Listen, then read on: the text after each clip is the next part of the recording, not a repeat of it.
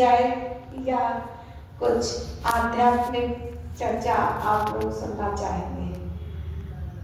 इसी को कि मातृशक्ति किस तरह से राष्ट्र का निर्माण कर सकती है। और ये सर्वविदित है कि एक माँ की गोद में ही एक स्वस्थ राष्ट्र पलता है। नेपोलियन ने कहा था कि आप मुझे एक श्रेष्ठ और संस्कारी माँ दो तो मैं आपको एक उत्तम राष्ट्र दूंगा। उसी के ही ये शब्द है, if you educate a man you can educate an individual, but if you only educate a women you can educate the whole world.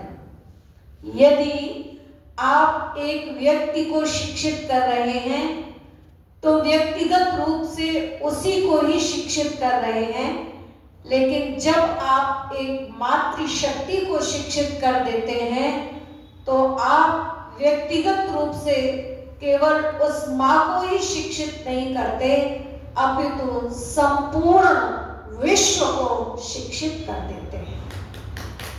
तो ये शब्द हैं और ये शब्द सार्थक शब्द उसने कहे हैं।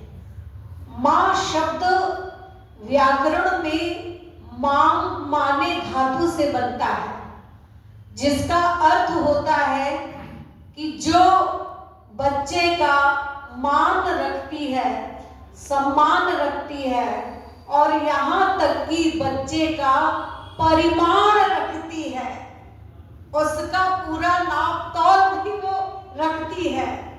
तो माँ जो है वो पूरे इस विश्व के आंगन को स्पर्श कर लेने की क्षमता रखती है। तो माँ की मुट्ठी में ये सर्वस्व ब्रह्मांड आ जाता है। इसलिए माँ कोई मामूली चीज नहीं है।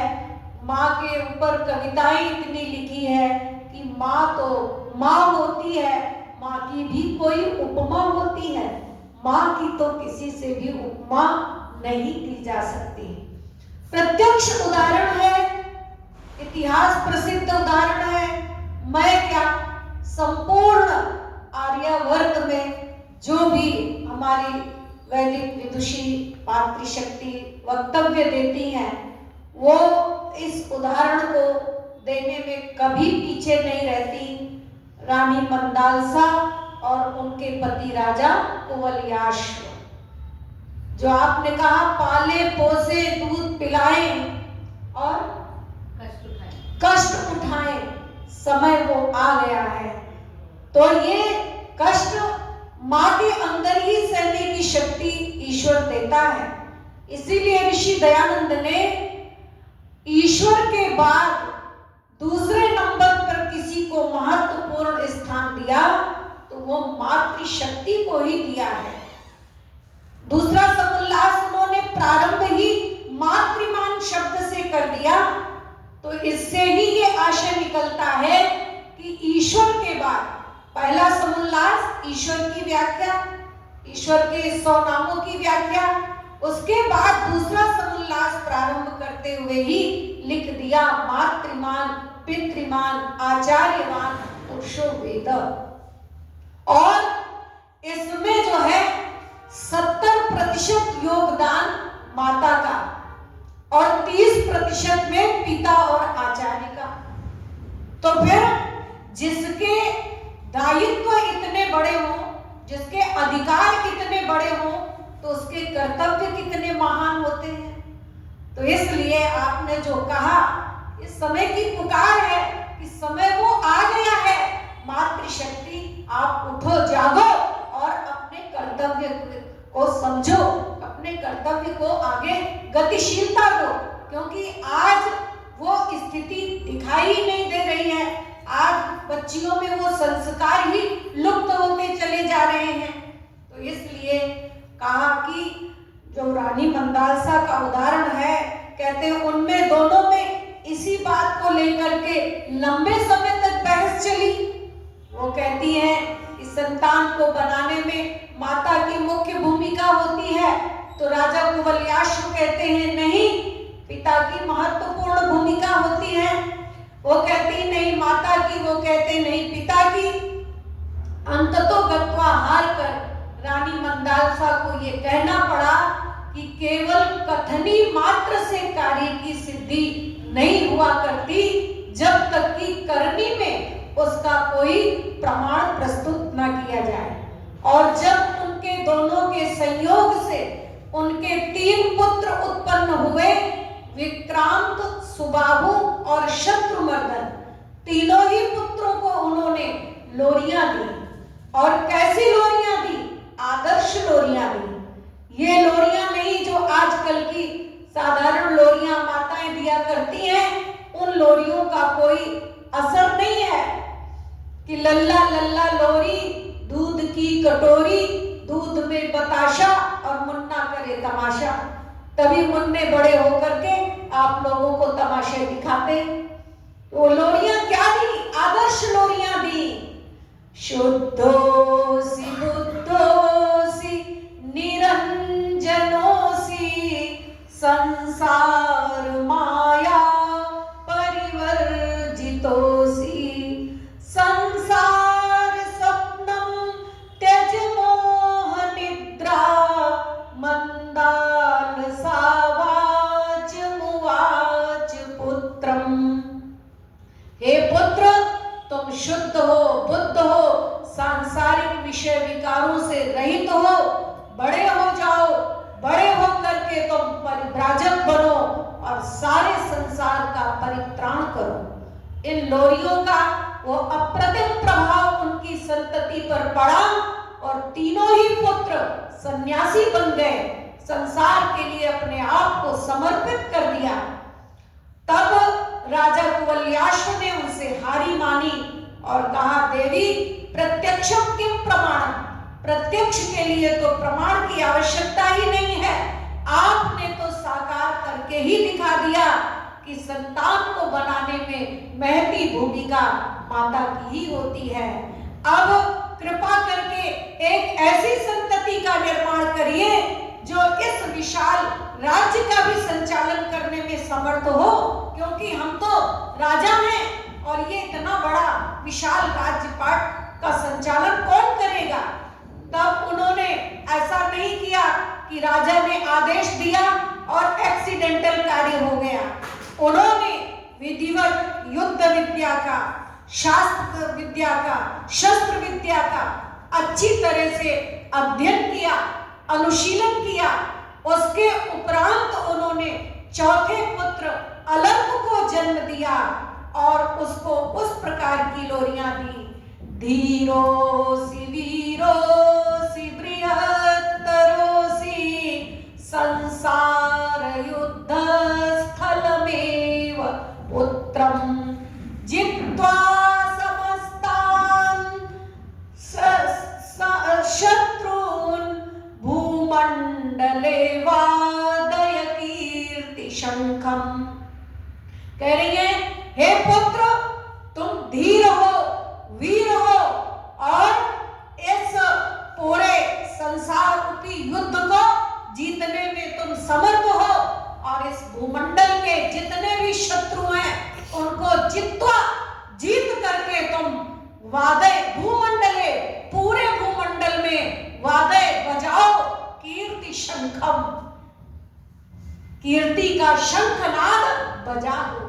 इस प्रकार की लोरियां देकर के उन्होंने चौथे पुत्र अलर्क को कुशल सम्राट बना दिया था। तो जैसा बनाना होता है वैसी लोरियां देनी पड़ती हैं, है ना। वो दूध पिलाते समय उस प्रकार के भाव रखने पड़ते हैं, तब वो बच्चे जाकर के इस तरह से जैसा हम बनाना चाहते हैं वैसा बन जाते हैं। जैसा बीज वैसा वृक्ष, जैसा सांचा वैसा ढांचा, जैसे विचार वैसा प्रभाव। तो इसलिए ये माताओं का एक पहला धर्म है कि विवाह का अर्थ ही होता है एक स्वस्थ और सुंदर राष्ट्र का निर्माण करना, और ये शक्ति परमात्मा मातृशक्ति को ही देता है। तो इसलिए मातृशक्ति को जागने का, समझने का, उपनिषद के उस वाक्य को साकार करने का, उत्तिष्ठत जागृत प्राप्य वरान्य बोधत, अरे उठिए, जागिए। जैसे हमारे देश की प्राचीन काल की माताएं अपाला, घोषा, लोपामुद्रा और कितनी हमारी स्तोम पृष्ठा और गार्गी, मैत्रेयी, सुलभा, दमयंती, वीरांगनाओं में झांसी की रानी, पन्ना धाय आदि मातृशक्तियों ने, रानी पद्मिनी, इन लोगों ने एक इतिहास रचा था। कौन से क्षेत्र में आज मातृशक्ति पीछे थी? चाहे वो विद्वत्ता का क्षेत्र ले लो, वीरता का ले लो, संतति निर्माण का ले लो, कौन से क्षेत्र में नारियों ने अपना लोहा नहीं मनवाया? अरे क्या नहीं कर सकती भला यदि शिक्षिता हो नारियां, रणरंग राज्य सुधर्म रक्षा अब कर चुकी सुकुमारियां, सोचो नरों से नारियां किस बात में है कम हुई, मध्यस्थ वे शास्त्रार्थ में है भारती के सम हुई। तो इसलिए बहुत बढ़िया आपने जागृति दे दी उर्मिला जी, है ना। क्या क्या करें, क्या क्या करें? पाले पोसे कष्ट उठाए, अपना दुग्ध पिलाएं, समय वो आ गया है। तो वास्तव में समय तो हमेशा ही रहता है, लेकिन प्राचीन काल में जो स्थिति थी आज भी वही आनी चाहिए, वही भी दिखनी चाहिए। और हम आर्य लोग सकारात्मक सोच के हैं। आने वाला युग वैदिक युग ही है। जब तक वैदिक युग के विचारों को, चाहे मातृशक्ति है चाहे भद्र पुरुष है, आत्मसात नहीं करेंगे तब तक कल्याण संभव नहीं है। इसलिए माता को समझना चाहिए, नारी को आधार कहा गया, आधार पे ही तो आधे टिकता है। अब आप स्वयं बताएं कि भगोना बड़ा या उसमें पकने वाला चावल? भगोना ना। तो इस तरह से ये मंच बड़ा या मैं, आधार ही नहीं होगा तो आधे टिकेगा कहां? तो आधार तो आप हैं राष्ट्र की। तो जब आपको आधार बता दिया गया और मनु महाराज जी ने कह दिया उपाध्यायान दशाचार्यो ह्याचार्याणाम शतम पिता सहस्रीं पितॄणाम माता गौर्वेणाति रिच्यते। अब आप सोचो, उपाध्यायान दशाचार्यो, 10 आचार्यों के बराबर एक प्राचार्य, है ना, और एक और हजार आचार्यों के बराबर एक पिता, है ना। और कितना उपाध्यायान दशाचार्यों की 10 आचार्य हैं तो उनकी बात का उतना प्रभाव नहीं जितना एक प्राचार्य की। और 100 प्राचार्य मिलकर वो बात कहें तो उसका उतना प्रभाव नहीं जितना एक पिता की शिक्षा का। और 1000 पिता मिलकर वही बात कहें तो उसका उतना प्रभाव नहीं जितना माता गौर्वेणाति रिच्यते। 10,000 पिताओं के बराबर एक माता का स्थान बताया गया। तो बताइए कितना बड़ा, जब इतना ऊंचा स्थान मातृशक्ति को दे दिया, ऋषियों ने दे दिया, हम देने वाले कौन होते हैं? तो फिर आपके कर्तव्य भी तो उतने महान होने चाहिए ना। आपको अपने कर्तव्यों को पहचानना है। आज की जो नारी है वो अपने कर्तव्य को भूल गई है, और जब तक वो अपने कर्तव्यों को नहीं पहचानेगी तब तक कल्याण होने वाला नहीं है। आज राष्ट्र की संख्या जो है वो दिनों दिन हिंदू की संख्या घटती चली जा रही है।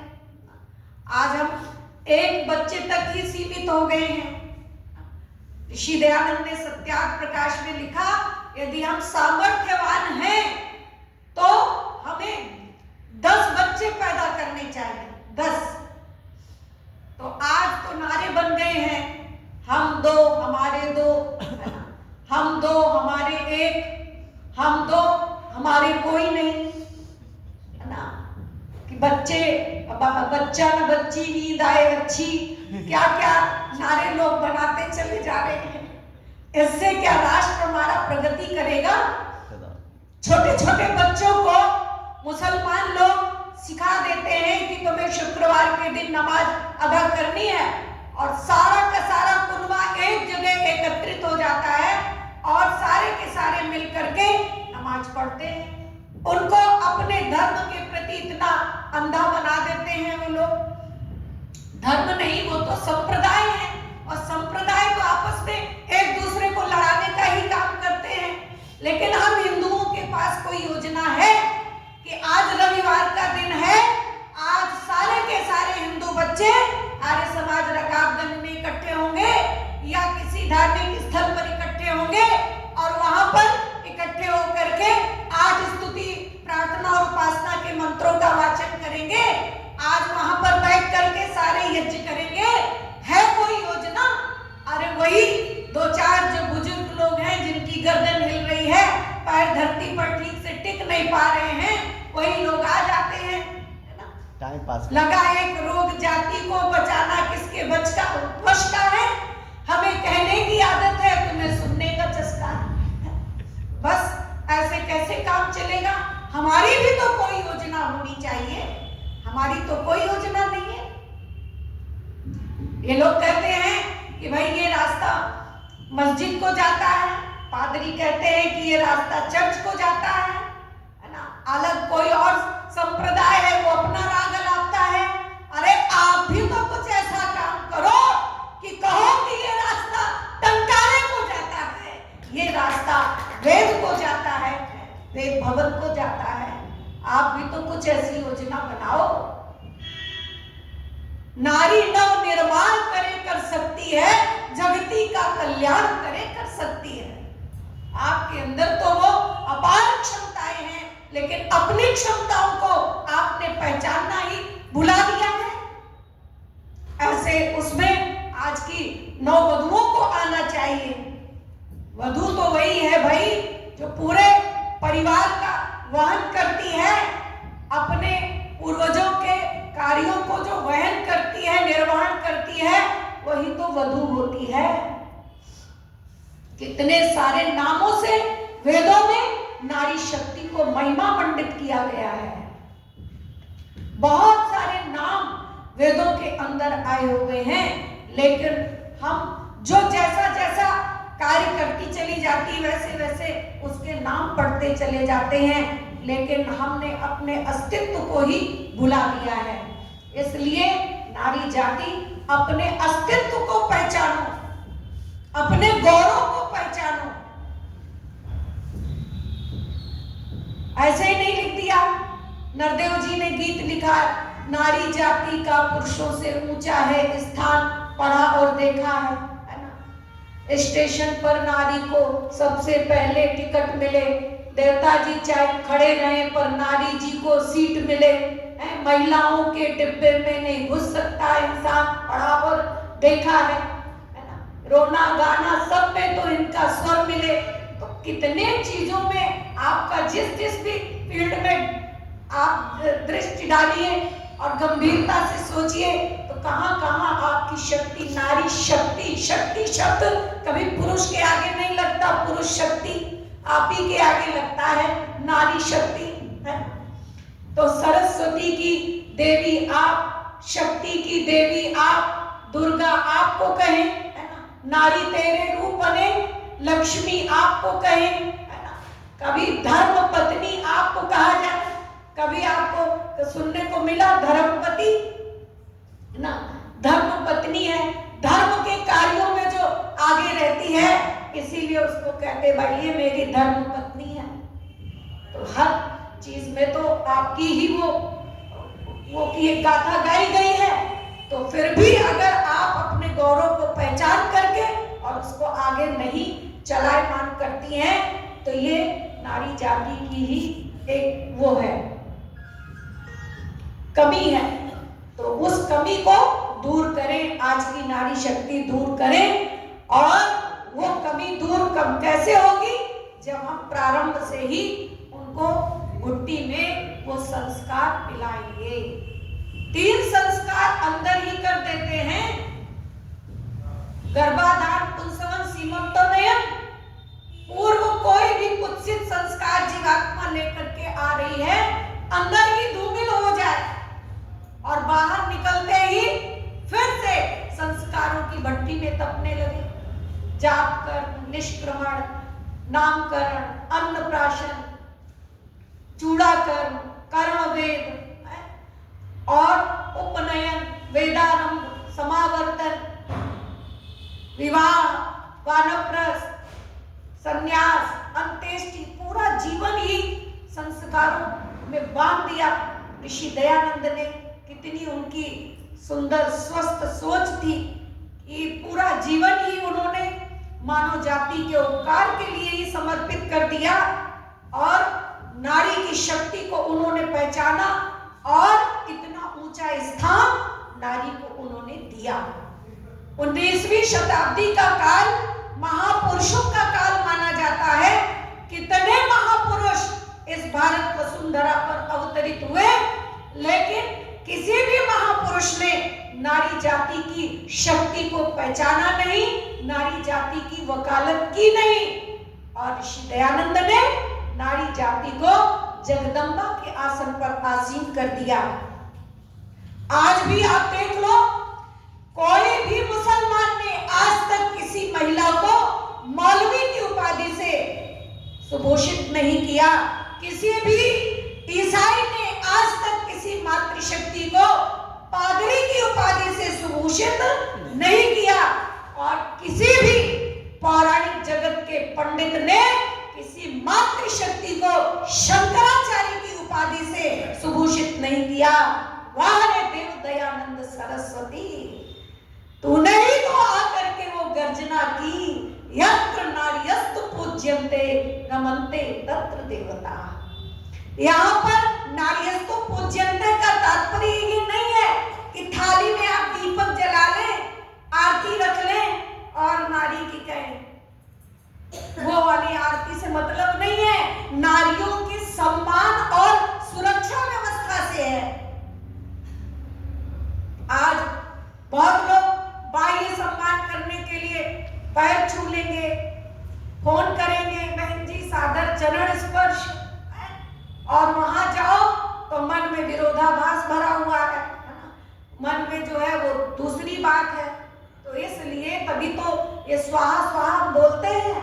स्वाहा की जो दूसरी विपत्ति आचार्य यास्क ने लिखी, उसका तात्पर्य ही यही है, मनस्येकम वचस्येकम कर्मणस्येकम महात्मनाम, मनस्यन्यत वचस्यन्यत कर्मणस्यन्यत दुरात्मनाम। तो एक ही उस पर रहो ना, एक ही विचारधारा पर रहना चाहिए। तो इसलिए कि सामने हम सम्मान कर ले मातृशक्ति का और पीठ पीछे छुरी भोंके, तो इसलिए ये सम्मान नहीं है। नारी जाति का वास्तविक सम्मान अगर किसी महापुरुष ने किया तो वो देव दयानंद सरस्वती ने। आज जो मातृशक्ति चाहे वो पायलट बन करके आकाश में उड़ान भर रही हो, राष्ट्रपति बन करके राष्ट्रपतित्व कर रही हो, प्रधानमंत्री बन करके प्रधानमंत्रित्व कर रही हो, मुख्यमंत्री बन करके मुख्यमंत्री कर रही हो, मंत्रित्व कर रही हो, और ब्रह्मा बन करके ब्रह्मत्व कर रही हो, उपदेशिका बन करके उपदेश कर रही हो। अरे ऋषि दयानंद ने छोड़ा कौन सा विषय?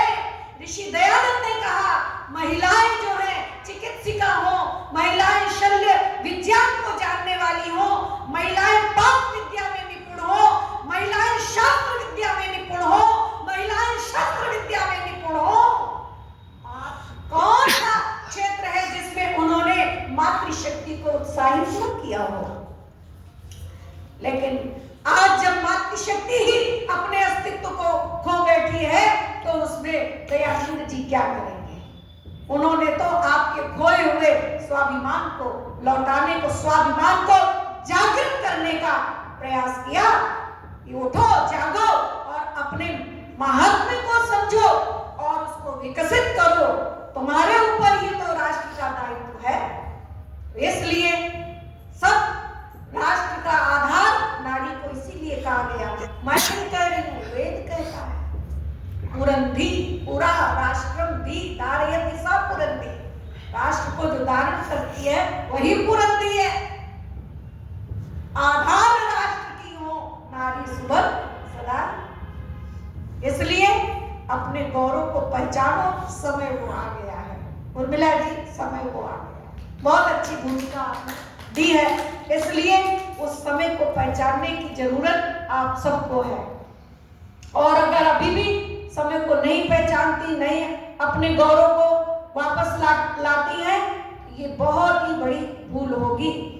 तो इसलिए दयानंद ये पंक्तियां किसी कवि ने लिखी थी कि मेरे देश की बहनों तुमको देख रही दुनिया सारी, इस घर को तुम स्वर्ग बनाना हर आंगन की फुलवारी। इसमें मैंने कुछ पंक्तियां अपनी जोड़ी थी, मतलब मेन पंक्तियां वही हैं, लेकिन अंतरे मैंने बनाए थे इसमें 2-3। क्या? तुम दुर्गा दमयंती पद्मा, तुम झांसी की हो रानी, तुम दुर्गा दमयंती पद्मा, तुम झांसी की हो रानी, तुमने पिला दिया रण में कितने विधर्मियों को पानी, नाश हुआ दुशासन का जिसने खींची तेरी साड़ी, तुम पे बड़ी जिम्मेदारी, तुम पे बड़ी जिम्मेदारी।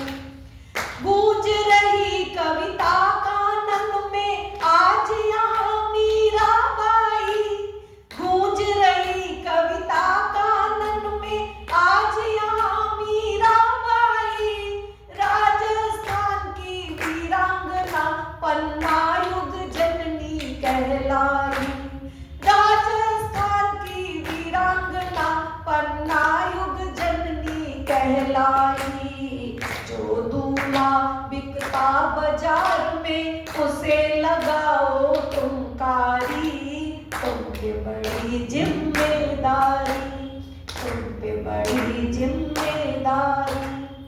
भूल न जाना मेरी बहनों ऋषि दयानंद का उपकार, भूल न जाना मेरी बहनों ऋषि दयानंद का उपकार, जिसने किया तुम्हारा जग में घोर नरक से नवोद्धार, जिसने किया तुम्हारा जग में घोर नरक से नवोद्धार। आर्य बनाओ, श्रेष्ठ बनाओ घर घर को तुम सरस्वती बनकर प्यारी, तुम पे बड़ी जिम्मेदारी, तुम पे बड़ी जिम्मेदारी। हाँ, मेरे देश की बहनों तुमको देख रही दुनिया सारी, इस घर को तुम स्वर्ग बनाना, इस घर को तुम स्वर्ग बनाना हर आंगन की फुलवारी, तुम पे बड़ी जिम्मेदारी, तुम पे बड़ी जिम्मेदारी, तुम पे बड़ी जिम्मेदारी।